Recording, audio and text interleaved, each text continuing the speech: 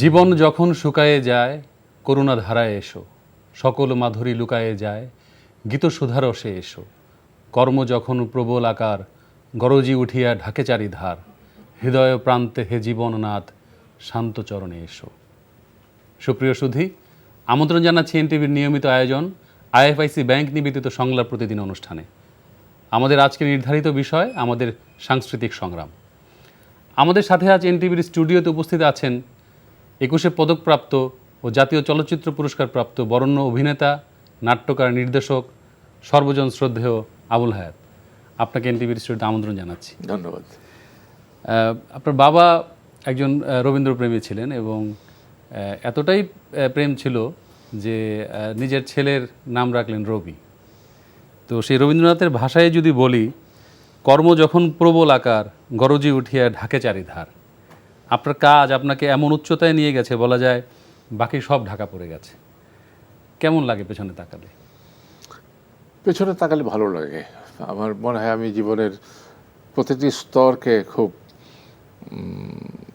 কি বলবো উপভোগ করেছি, প্রতিটা স্তরকে। একেবারে সেই ছোটোবেলা থেকে যদি মনে করি আজ পর্যন্ত, আমি মনে করি সব কিছুর মধ্যে একটা আলাদা রকমের ভালো লাগা ছিল, এখনও আছে। আমরা বরেণ্য কথাসাহিত্যিক হুমায়ুন আহমেদের ৭৬তম জন্মবার্ষিকী ছিল এই ১৩ নভেম্বর। হুমায়ুন আহমেদের সাথে আপনার সম্পর্কটা বেশ পুরনো এবং তার অনেক নাটক, চলচ্চিত্রে আপনাকে দেখা গেছে।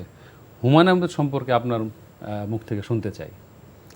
হুমায়ুন আহমেদের প্রতি আমার আকর্ষণটা তার নাটকের সংলাপ, বিশেষ করে যেটা আমাকে আকর্ষণ করত, এবং নাট্য মুহূর্ত তৈরি করা, যেটার মধ্যে তার মুনশিয়ানা প্রচণ্ড রকমের, এবং বিভিন্ন ধরনের মানে বৈচিত্র্য নিয়ে আসা নাটকের মধ্যে। এবং নাটকের জগতে, মানে টিভি নাটকের জগতে সংলাপ, আমি বলবো যে পাণ্ডুলিপি রচনার মধ্যে একটা মুনশিয়ানা তিনি আবিষ্কার করে গেছেন বা উদ্ভব করে গেছেন, যেটা বাংলাদেশে এখনো চলছে অনেকের মধ্যে। আপনার সাথে তার সম্পর্কটা বা শুরুটা কীভাবে হয়েছিল? শুরুটা ওনার নাটক করতে গিয়ে টেলিভিশন, ওনার যে প্রথম নাটক, যেটা প্রথম প্রহর নাটক, ওটা তো অভিনয় করার সময় পরিচয়। আচ্ছা, শুধু হুমায়ুন না, তার পরিবারের সাথে যোগাযোগ শুরু, তারপরে পারিবারিকভাবে আমরা অত্যন্ত ঘনিষ্ঠ হয়েছিলাম আর কি একটা সময়। এবং মানে এটা তো বলাই যায় যে বাংলাদেশের পাঠকের মধ্যে যে পাঠাভ্যাস তৈরি করার ক্ষেত্রে হুমায়ুন আহমেদের কিন্তু বিশাল একটা ভূমিকা। হ্যাঁ, সেটা তো আছে, তাই না? তো এই যে গত ৭ সেপ্টেম্বর আপনার জন্মদিন ছিল, তো এই ২ নভেম্বর শিল্পকলা একাডেমির চিত্রশালা আপনার কি বলবো যে একটি আত্মজীবনীমূলক গ্রন্থ রবিপথ এবং কর্মময় আশি, এই শিরোনামে একটি অনুষ্ঠান ছিল এবং আমার সেখানে থাকার সৌভাগ্য হয়েছে। তো সেই অনুষ্ঠানে আপনি বলছিলেন যে দীর্ঘ ১০ বছর ধরে আপনি আত্মজীবনীটি লিখেছেন। সম্ভবত এই অঙ্গনে, মানে আমার জানা মতে, যে আপনি প্রথম ব্যক্তি, প্রথম নাট্য ব্যক্তিত্ব যার একটি আত্মজীবনীমূলক গ্রন্থ প্রকাশিত হলো। তো মানে এটার শুরুটা কেমন ছিল? আমি প্রথম কিনা জানি না, কিন্তু হঠাৎ করে ইচ্ছা হলো যে আমি লিখব। জি, এটা কিন্তু কোনো কারোর অনুপ্রেরণা বা কিছু, কারোর প্রভোকেশন বা এই ধরনের কিছু না, জাস্ট মনে হয়েছে লিখবো। তারপরে লিখতে গিয়ে মনে হয়েছে কেন লিখছি, দরকার কি, ফেলে রেখেছিলাম। জি, মানে এক ধরনের ঢিলেমি, আলসেমি, তারপরে এক ধরনের কি বলবো একটা শঙ্কাও ছিল যে এটা লিখে কি হবে, কেউ পড়বে আমার এগুলো। জি, জি, জি। তো তারপরে আমার পরিবার থেকে এক ধরনের ইন্সপিরেশন দেওয়া শুরু হলো। বিশেষ করে আমার বড় মেয়ে বিপাশা, তার খুব শখ আমি লিখবো, এবং তার একটি কথা আমার খুব মনে পড়ে, যেটা সে বারবার বলেছে যে আব্বু, তোমার জীবনে লেখাটার দরকার আছে, তুমি লেখো, এবং তোমার জীবনী তোমার চেয়ে ভালো কেউ লিখতে পারবে না, রাইট। তোমার জীবনে তোমার চেয়ে ভালো কেউ লিখতে পারবে না, সুতরাং তুমি লেখো। এবং সেই অনুষ্ঠানে আপনার মেয়ে বলছিলেন, কিন্তু বিপাশা হায়াত মানে বলছিলেন যে আত্মজীবনী লেখার একটা সমস্যাও আছে, যে সত্য কথা বলতে হয় নিজের সম্পর্কে। আমরা অনেকেই সত্য কথা বলতে ভয় পাই। তো তখন আপনার ভয় লাগেনি? হ্যাঁ, ভয় তো লেগেছে যে কোন কথাটা লিখবো, কোথায় কোন সমস্যা হবে। তারপরেও অনেক কিছু না লিখেও, মানে হয়তো আমার অজান্তেই লিখিনি, আবার কোনো কথা হয়তো অনেকের কাছে বাড়তিও মনে হতে পারে, এটা লেখার কি দরকার। তো সুতরাং এগুলো চিন্তা করেই শেষ পর্যন্ত শেষ করে দিয়েছি আর কি। আচ্ছা, তো মানে সেজন্য অবশ্যই আপনাকে অভিনন্দন জানাতেই হয়। ধন্যবাদ। তো কাজটি সম্পন্ন হওয়ার পর কেমন লাগছে? আর আরেকটা বিষয় বলতে হয় যে এই যে মানে রবি, আমরা অনেকেই, আমি দর্শকদের জন্যই মানে প্রশ্নটা করতে চাই যে আপনার নাম যে রবি ডাকনাম, আমরা জানি আবুল হায়াত, কিন্তু আপনার নাম যে রবি এটা আসলে অনেকেই জানে না। এবং কিভাবে আপনি রবি হলেন, বা আপনার একটি মানে নাম ছিল এবং সেটা বেশ বড়, তো সেইটার সম্পর্কে একটু শুনতে চাই। এটা কোনো মানে গল্পটা এরকম আর কি কিছুই না। আমার মায়ের 3টি কন্যার পরে আমার জন্ম। আচ্ছা। তো প্রতিবারই সবাই আশা করতেন যে একটি ছেলে হবে, তো তারা নাম ঠিক করে রাখতেন, কিন্তু শেষ পর্যন্ত মেয়ে হতো। আচ্ছা। তারপরে চতুর্থবার যখন আমার জন্ম হলো, তখন ওই অনেকে, আমার মায়ের নানা তখন বেঁচে ছিলেন, তিনি ওই সবগুলো নাম মিলে আমার একটা নাম দিয়ে দিলেন। যেমন বংশের খন্দকার থাকেই, জি। নামের আগে মোহাম্মদ থাকে, খন্দকার মোহাম্মদ, তারপরে শামসুল আরেফিন, আবুল হায়াত, গোলাম মাহবুব, এটা হলো আমার নাম, মানে সব কিছু মিলে রাখা হয়েছিল। খন্দকার মোহাম্মদ শামসুল আরেফিন, শামসুল আরেফিন, আবুল হায়াত, আবুল হায়াত, গোলাম মাহবুব। গোলাম মাহবুব, এ হচ্ছে আপনার নাম, মাহবুব, পুরো নাম। হ্যাঁ মাহবুব। তো আমার আব্বার ভালো লাগে নাকি এই নামটা, সোজা কথা। উনি বলেছেন যে তোমরা যা খুশি বলো, আমি আমার ছেলের নাম রবি ঠাকুরের নামে নাম দেবো, তার নাম রবি। বাহ। তো ছোটবেলায় রবি বলেই পরিচিত ছিলাম। জি কলেজে যাওয়ার পরে তখন ওই একটা ভদ্রতা আসে যে সব জেন্টলম্যান আমরা তখন, জি জি। তখন সব আবুল হায়াত বলে ডাকতো। তো এখন হায়াত বলেই পরিচিত হয়ে গেল। আবুল হায়াতটা আবার কে রেখেছিল? ওই যে ওই নামের ভিতরেই তো আবুল ও, হায়াত। এই নামের ভিতরে আছে। তো ওই রবিটাই আমি দেখলাম যে আমার ছোটবেলার নামটা দিয়ে আমি শুরু করেছি আমার গল্পটা, আমার লেখাটা। তো রবির যে পরিক্রমণ 80টা বছর, যে রবির যে পথ, সেই পথটাই আমি লিখেছি, এই জন্য নাম দিয়েছি রবি পথ, আর কিছুই না। খুবই সুন্দর। তো এই যে আসছে বইমেলায়, কি এই রবি পথ যে বইটি আত্মজীবনীমূলক, সেটা কি পাওয়া যাবে? পাওয়া যাবে, এখনই পাওয়া যাচ্ছে, যাচ্ছে রকমারি.com-এ পাওয়া যাচ্ছে, রকমারি.com-এ পাওয়া যাচ্ছে। তারপরে আর একটা বাতিঘর, সেখানে পাওয়া যাচ্ছে। আচ্ছা আচ্ছা তারপরে পাঠক সমাবেশে পাওয়া যাচ্ছে। আচ্ছা। অলরেডি এগুলো আছে সেসব জায়গাতে। তো আপনি বলছিলেন যে যুদ্ধের সময়টা আপনি আপনারা খুব আপনি তখন সম্ভবত সদ্য ইঞ্জিনিয়ারিং পড়ছেন বা পাশ করেছেন। আমি পাশ করে গেছি তো যুদ্ধের সময়। মানে সেই গল্পটা শুনতে যাচ্ছিলাম যে এই যে আপনাকে যে মানে ধরে মানে বারান্দায় নিয়ে গেল, আপনার বইয়ের মধ্যে উল্লেখ আছে। এবং তখন একটি ওই যে আপনার মুক্তিবাহিনী আপনাকে আপনার নাম জানতে চাইলো, আমি ওই স্মৃতিটা শুনতে চাই। ওটা হলো যে ওই শেষের দিকে একদম ডিসেম্বরের 3 তারিখে জি আমার বাড়ির সামনে একটা ট্রান্সফরমার উড়িয়ে দিল মুক্তিযোদ্ধারা। জি। তারপরে মিনিট 2-এর মধ্যে আর্মি চলে এলো আমার বাসায়, এবং তারা আমাদের ধরে নিয়ে যে রাস্তায় দাঁড় করালো। তো ওখানে তখন তো পাকিস্তান আর্মি শেষের দিকে নাভির শ্বাস উঠে গেছে। জি। তো ওরা চেষ্টা করছিল যে একটা কিছু মানে বুঝিয়ে শুনিয়ে আমাদেরকে, যে আমরা যাতে এই মুক্তিযোদ্ধাদের পক্ষে কথা না বলি বা কাজ না করি। জি। তো তখন মেজর সাহেব ওই বেছে বেছে লোকগুলোকে ফায়ারিং স্কোয়াডে দাঁড় করাচ্ছে আর কি। তো এর নাম কি, কি কাজ করো, তোমার নাম কি, কি কাজ করো, তুমি ইধার যাও, তুমি ইধার যাও। জি জি জি। তো আমার কাছে এসে যখন বললো আপনার নাম কি হয়, তখন আমি ওই আমার বড় নামটা বললাম আর কি। এটা শুনে সে খুব চমৎকৃত হলো এবং বললো যে খুব সুন্দর নাম, তো আপ ক্যা করতে হ্যাঁ। জি। তা আমি বললাম পানি কা ইঞ্জিনিয়ার। এইটা শুনে তার মাথা খারাপ হয়ে গেল যে পানির ইঞ্জিনিয়ার যদি আমি মেরে ফেলি, তাহলে আমরা খাবো কি এরপরে। আপ ঘর যাইয়ে ইঞ্জিনিয়ার সাহেব আপ তশরিফ লাইয়ে, মানে সে খুবই আদর করে আর কি পাঠিয়ে দিল। তো একটা জান নিয়ে ফিরে আসা। জি জি জি জি জি। তো আপনার জন্ম হয়েছে মুর্শিদাবাদ, আমি যদি ভুল না করে থাকি। তারপর আপনারা এই দেশে মানে মানে সেই যে জার্নিটা আমি একটু শুনতে চাই যে কিভাবে। আসলে এই আশাটা আমাদের, আমরা কিন্তু পালিয়ে আসা বা কেউ তাড়িয়ে দিল তা না। জি জি। আমার আব্বা চাকরি করতেন চট্টগ্রামে 1944 থেকে। 1944 থেকে 47-এ যখন দেশ ভাগ হলো, জি তখন আমার আব্বা একটু দ্বিধাদ্বন্দ্বে পড়লেন। উনি যেহেতু চট্টগ্রামে থাকেন, জি। আমাদেরকে কি চট্টগ্রামে নিয়ে আসবেন পাকিস্তানে, নাকি উনি চলে যাবেন মানে অরিজিনাল জায়গায়, মানে কলকাতায়, মুর্শিদাবাদে। তো ওনার কাছে অপশন চেয়েছিল গভর্নমেন্ট। উনি অনেক চিন্তা ভাবনা করে পাকিস্তানে অপশন দিয়েছিলেন। তো তখন আমার বয়স তখন 3, আর আমার 2 বোন, আমার বড়, এই আমার আম্মা, আমরা সব চিটাগাং চলে আসলাম। ওই আশা আর কি। তারপর ওখান থেকে মানে ওই ওখানেই চট্টগ্রামেই আমি মানুষ হয়েছি। ইন্টারমিডিয়েট পাস করে তারপরে ঢাকায় এসেছি, বুয়েটে ভর্তি হয়েছি। জি জি জি জি। এখানেই পাস করেছি ইঞ্জিনিয়ারিং, এখানেই চাকরি ঢাকাতে, এবং ঢাকাতেই শেষ পর্যন্ত আছি। জি জি জি জি। এই হলো। তো মানে পড়াশোনা করলেন ইঞ্জিনিয়ারিং নিয়ে, তারপর আপনি ঢাকা ওয়াসাতে সিভিল ইঞ্জিনিয়ার হিসেবে দীর্ঘদিন চাকরি করলেন এবং মাঝখানে অনেকটা সময় বিদেশেও ছিলেন। দেশে ফিরে আসলেন মানে কোন ভাবনা থেকে, বা মানে কি মনে হয়েছিল?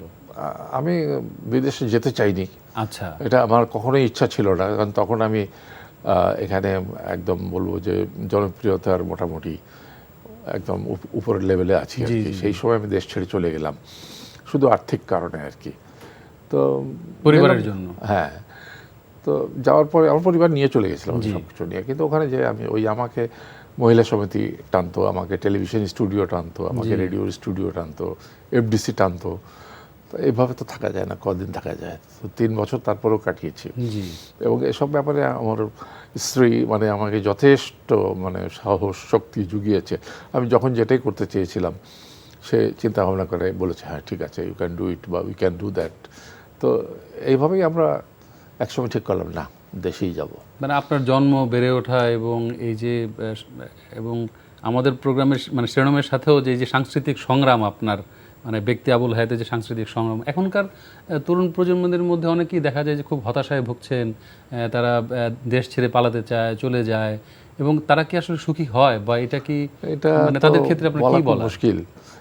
এখানে তো ডেফিনেটলি সামাজিক যে নিরাপত্তা সেটার তো অভাব রয়েছে সবচেয়ে বড় কথা, যেখানে যে বাবা মা তাদের সন্তানের ব্যাপারে অনেক শঙ্কায় থাকেন যে এখানে তারা যথাযথভাবে শিক্ষা নিতে পারবে কিনা, সেভাবে গড়ে উঠবে কিনা, মানুষ হতে পারবে কিনা, এইসব শঙ্কা থেকেই অনেকে তাদের সন্তানদের নিয়ে চলে যান। তো আমাদের সময় এই শঙ্কাটা ছিল না, আমরা যখন ছোটোবেলায় থাকতাম তখন তো ধর আমরা মধ্যবিত্ত ঘরের সন্তান, আমরা ঠিক ওইভাবেই স্কুলে যেতাম, বাড়ি থেকে আসতাম, খেলাধুলা করতাম, আমাদের নিয়ে বাবা মারা তো চিন্তাও ছিল না আমরা কখন যাচ্ছি খেলতে, কখন আসছি। কিন্তু এখন তো প্রতিটা মুহূর্ত ছেলে মেয়েদের মনিটর করতে হয়। এই এই এই যে কষ্টটা, এই যে একটা মানে সবসময় একটা টেনশনে থাকা, তো এখান থেকে হয়তো অনেকে মুক্তি পেতে চায়, যে কারণে আমেরিকায় যাচ্ছে, কানাডায় যাচ্ছে, বা ইউরোপের অন্যান্য জায়গায় যেখানে সবসময় মোটামুটি আমি বলবো সোশ্যাল শান্তি বিরাজ করে আর কি। আসলে কি শান্তি মেলে? আমার জানার জায়গাটা ছিল যে আমার মনে হয় না মানসিক শান্তি মিলে, কারণ দেশ ছেড়ে কে যেতে চায়? আসলে সবাই তো দেশকে ভালোবাসে না, এটা তো স্বীকার করতেই হবে। সেটা মনের মধ্যে রেখেই যে আপাতত সন্তানের কারণে হয়তো থেকে যায়। তারপরেও দেখেছি অনেকে যখন ছেলে মেয়েরা একটু বড় হয়ে যায় তারা আবার ফিরে চলে আসে। বিদেশে থেকেও তো আসলে দেশের জন্য কাজ করা সম্ভব। হ্যাঁ হ্যাঁ, সেটা সম্ভব, করছো অনেকে। সেই জায়গা থেকে অবশ্যই ঠিক বলেছেন। তো আপনার পুরো পরিবারটাই একটি কি বলবো যে শিল্প সৃষ্টির সাথে যুক্ত। তো আপনি কি এটা মানে পরিকল্পনা করেছিলেন এভাবেই, যে এই যে একটা সাংস্কৃতিক বলয় নির্মাণ করবেন পরিবারের মধ্যে এবং সবাই হিসেবে বেড়ে উঠেছে? এভাবে কোনো চিন্তা ভাবনা করা হয়নি, কোনো প্ল্যানিং করা হয়নি। আচ্ছা, এটা অটোমেটিক্যালি হয়ে গেছে। যেমন আমার বাবা ছিলেন সংস্কৃতির সাথে জড়িত ছিলেন, আমি ছোটবেলা থেকে দেখেছি। বা পৃষ্ঠপোষকতায় নাটক হতো মঞ্চে, সেখান থেকে তো আমি নাটকে এসেছি সেই 10 বছর বয়সে। এখন আমার নাটক দেখে আমার মেয়ে, বিশেষ করে বিপাশা, সে খুব ইন্সপায়ার্ড হয়েছে। নাতাশা কিন্তু নাটক করতে উৎসাহী না, কিন্তু সে নাচ শিখেছে, সে তার বোনের সাথে বিভিন্ন অনুষ্ঠানে নেচেছে, বিপাশা গান গেয়েছে, আমার নাটকেও অভিনয় করেছে। এগুলো কিন্তু তারা আমাকে দেখেই ইন্সপায়ার্ড হয়েছে, আই এম শিওর।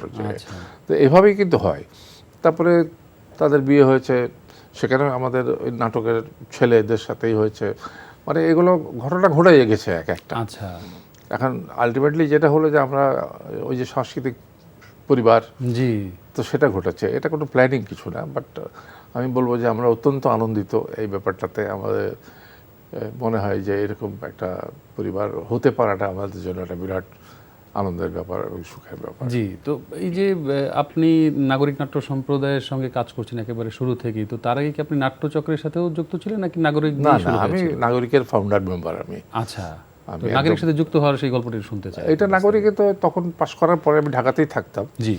তো তখন হঠাৎ করে খবর পেলাম যে একটি নাটক হবে, টেলিভিশনে হবে একটা নাটক, ইডিপাস।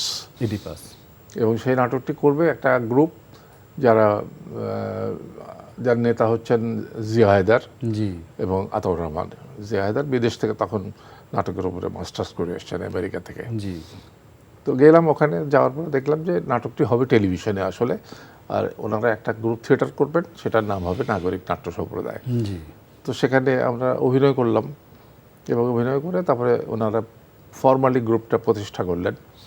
এবং সেইখানে আমরা আমি ডক্টর ইনামুল হক, তখন উনি ডক্টরেট হননি, গোলাম রাব্বানি, আমানুল্লাহ ছিলেন না, আরও ছিলেন কে রাব্বানি, গোলাম রাব্বানি, আমি ডক্টর ইনাম, এই তিনজনই আমরা মোটামুটি মনে আছে বেশি।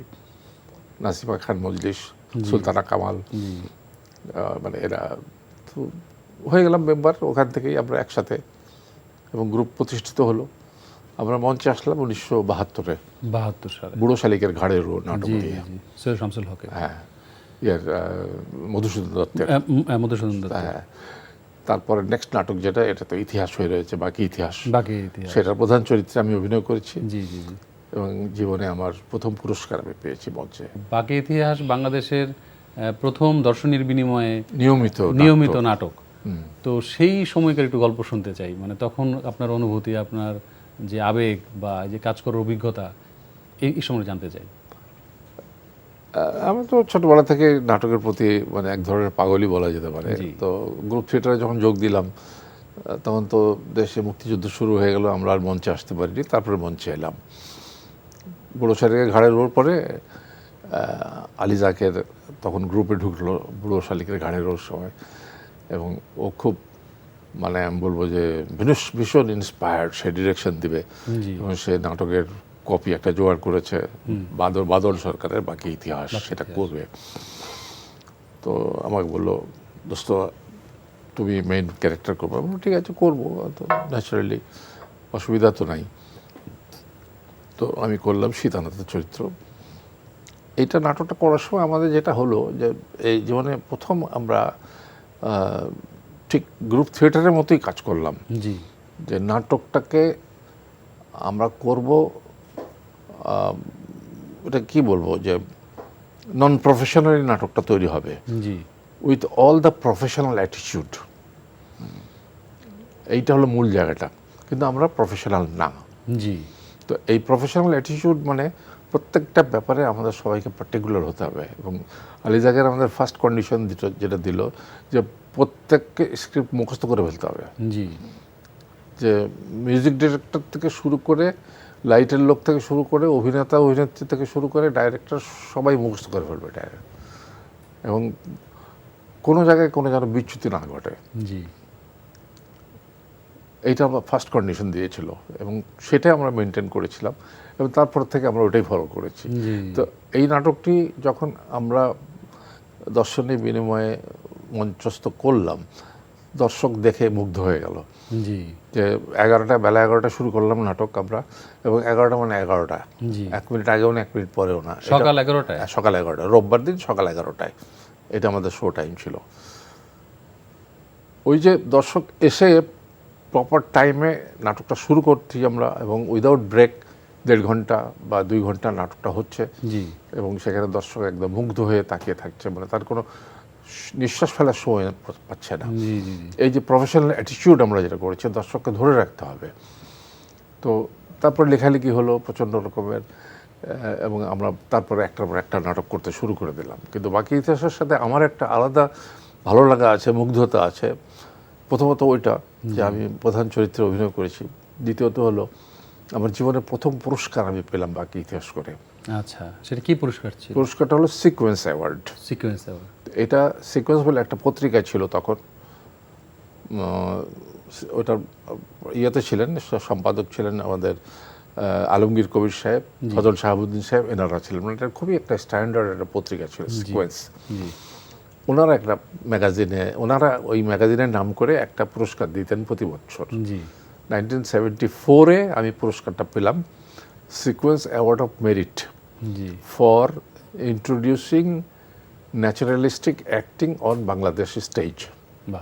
এইটা হলো আমার পুরস্কার। আমি এখন পর্যন্ত মনে করি আমার জীবনের শ্রেষ্ঠ পুরস্কার হচ্ছে এইটা। এরপর তো আমরা এরকম পুরস্কার উদ্যোগ নিতে কাউকে দেখি। এরপরে আমি সেরকম আর সিকোয়েন্সও বোধহয় পরে আর কোনো অ্যাওয়ার্ড দিয়েছে কিনা আমি জানি না, কিন্তু সেই বছর 74-এ আমার মনে আছে ওনারা 3টে পুরস্কার দিয়েছিলেন। একটি সিনেমাতে, একটি মঞ্চ নাটকে, একটি টেলিভিশন নাটকে। সিনেমাতে পেয়েছিলেন রোজি সামাদ, মঞ্চে পেয়েছিলাম আমি, টেলিভিশনে পেয়েছিলেন ফেরদৌসী মজুমদার। আমার এটুকু মনে আছে। নাগরিক নাটক সম্প্রদায় পরে গ্যালিলিও করলো, বা আরো অনেক নাটক, হ্যাঁ, আমরা দেয়ান গাজীর কিচ্ছা এবং সব আলোচিত নাটক। এবং ওই সময় আমার মনে আছে আপনি কোনো একটা অনুষ্ঠানে বলছিলেন যে বিপাশা হায়াত তখন মানে একেবারেই ছোট বা ওটা হলো হচ্ছে ইয়ের সময় হ্যাঁ বা জন্ম হয়নি, বহিপীর করেছি আমি। হ্যাঁ একেবারে বহিপীরের ছোট ছিল। character আবার করেছি। সেই আপনার মেয়েই একই নাটকে এই দেওয়ানগাজীর কিচ্ছা আপনার সহ অভিনেত্রী হিসেবে কাজ করেছে। হ্যাঁ, ওই যে আমরা 77-এ শুরু করলাম তো দেওয়ানগাজী কিস্সা, জি তখন বিপাশার বয়স কত 7। জি আর পরে যখন আমরা মানে 90 বা 95 যখন করলাম 95-এর দিকে, জি তখন ওর বয়স 25-26 হয়ে গেছে। তো তখন ওই সখীদের চরিত্র করতো আমার সাথে। জি তো সেটাই মানে এগুলো সব বলবো যে লিজেন্ডারি ঘটনা আর কি। হ্যাঁ আমি দেখেছি সেই শো। তো এই যে আপনার দীর্ঘ শিল্পযাত্রা বা সংগ্রাম, সময়ের সাথে নিজেকে এগিয়ে নিয়ে যাওয়া, একজন প্রকৃত শিল্পী হিসেবে আসলে কি মন্ত্র লুকিয়ে আছে আপনার মধ্যে? মানে মন্ত্র কি, আমার মনে হয় যে ভালো লাগা বা ভালোবাসা, ভালোবাসা। যে প্যাশন বলতে যেটা আমরা বুঝি, প্যাশনের কারেক্ট বাংলা বোধহয় ভালোবাসা, জি আমি যতটুকু জানি বা বুঝি আর কি। তো ওই প্যাশনের জায়গাটা যদি আমার কাছে স্ট্রং থাকে, তাহলে অনেক কিছুই করে আনন্দ পাওয়া যায়, এবং আনন্দ থেকেই কিন্তু ভালো কাজ হয়। এবং বেঁচে থাকার জন্য কিন্তু আনন্দ দরকার। আমাকে আমার একজন খুব প্রিয় মানুষ বলেছিলেন যে আপনি যদি বেঁচে থাকতে চান তাহলে আপনাকে আনন্দ করতে হবে। তো আনন্দ কিভাবে করবো দাদা? বলছে কাজ করতে হবে, কাজ করলে আনন্দ পাবেন, তাহলেই আপনি ভালোভাবে বেঁচে থাকবেন। এটাকে আমার খুব মনে হয় যে এটা অত্যন্ত প্রয়োজনীয় একটি বাক্য আর কি মানুষের জন্য। তো আমরা তো মঞ্চের গল্প শুনলাম এবং আপনি বলছিলেন যে টেলিভিশন ইডিপাস হয়েছিল। তো টেলিভিশনের আপনার একটা দীর্ঘ একটা জার্নি আছে, দীর্ঘ একটা সংগ্রাম আছে। সেই শুরুর নতুন বাংলাদেশে আপনি যখন টেলিভিশন নাটক শুরু করলেন এবং এত বিখ্যাত সব নাটক দেখলাম আমরা, মানে সেই সময় আপনার হুমায়ুন আহমেদের আপনার নাটকগুলো বা আতিকুল হক সাহেবের যে নাটক, আতিকুল হক, তারপরে মুস্তাফিজ, তারপরে নওয়াজ আলী খান, জি জি জি, তারপরে আমাদের এই যে আপনাদের এখানে ছিলেন যে মোস্তফা কামাল সৈয়দ, বরকতুল্লাহ, এদের এক একটা সব লিজেন্ডারি ডিরেক্টর। জি। তো এই যে একটা দীর্ঘ একটা পথ পরিক্রমা, এই যে দীর্ঘ একটা পরিভ্রমণ, নাট্য ভ্রমণ যদি আমি বলি, তো তখনকার নাটক, এখনকার যে নাটক এবং এখনকার বাস্তবতা, তখনকার বাস্তবতা, আপনি কি বলবেন এই সময়ের নাটক নিয়ে? বা এটা তো সবকিছু তো পরিবর্তনশীল না। তো তখন নাটক যেরকম হতো, পরবর্তীতে নাটক তো সেরকম হওয়ার কথা না, কারণ টেকনোলজিক্যালি আমরা অনেক অনেক উপরে চলে এসেছি, এখন আগের মতো নেই। আমরা যদি বলি যে মূল্যবোধের ব্যাপার, তখনকার মূল্যবোধটা কিন্তু এখন ভেতরে আছে, কারণ এটা তো হলো ভিত, ভিত তো আর নড়বড়ে হতে পারে না। তো ভিতটা আছে, কিন্তু তার যে উপরের যে অংশটুকু সেটুকু বদলেছে। তো আগে যে সামাজিক নাটক হতো, এখনও সামাজিক নাটক হয়, কিন্তু সামাজিক অবস্থার সাথে কিন্তু একটা সম্পৃক্ততা আছে। এখন যে সমাজে যেরকম চলছে, যে ওই যে গুম খুন মারামারি এগুলো যেমন ঢুকেছে নাটকের ভিতরে, এগুলো ঢুকেছে, খুবই স্বাভাবিক ব্যাপার। কিন্তু আরেকটি জিনিস যেটি বাণিজ্য, এই বাণিজ্যের কারণে নাটকের কোয়ালিটি খারাপ হতে শুরু করেছে।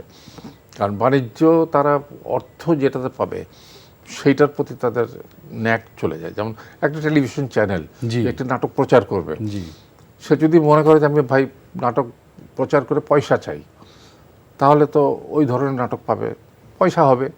কিন্তু সে যদি বলে যে না আমি কোয়ালিটির নাটক দেব, তাহলে এখানে সবাই আসবে যারা কোয়ালিটি প্রডিউসার, কোয়ালিটি ডিরেক্টর, তারা আসবে, তারা কোয়ালিটি অ্যাক্টার্স নেবে, কোয়ালিটি রাইটার নেবে, কোয়ালিটি লোকেশন নেবে।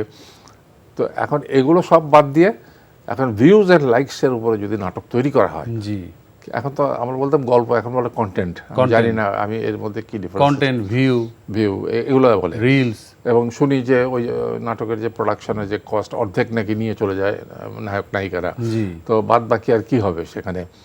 ভালো একটা লোকেশনও হয়তো পায় না, ভালো একটা অন্যান্য ক্যারেক্টারগুলো ভালো গুরুত্ব পায় না। তো এই সব কারণে আলটিমেটলি দেখা যাচ্ছে যে এখানে বাণিজ্যটাই প্রধান হয়ে গেছে। এবং অনেক অভিনেতা অভিনেত্রী কিন্তু একেবারেই নিদারুণ কষ্টে আপনার, হ্যাঁ, কারণ সে ধরনের চরিত্র তৈরি হচ্ছে না। যারা অভিনয়কে পেশা হিসেবে নিয়েছে, আমরা যদি তাদের কথাও বলি, তারা কিন্তু খুব যে ভালো আছে এটা বলা যাবে না, ভালো থাকার কথা না তো। কারণ আমরা একটা সময় ছিল প্রতিটি নাটকে একটা পরিবার থাকতো, বিভিন্নভাবেই একটা পরিবার আসতো, বিভিন্ন চরিত্র থাকতো, এবং সেখানে চরিত্র অন্যান্য সমস্ত ক্যারেক্টারগুলোকে আমরা প্রোভাইড করতে পারতাম।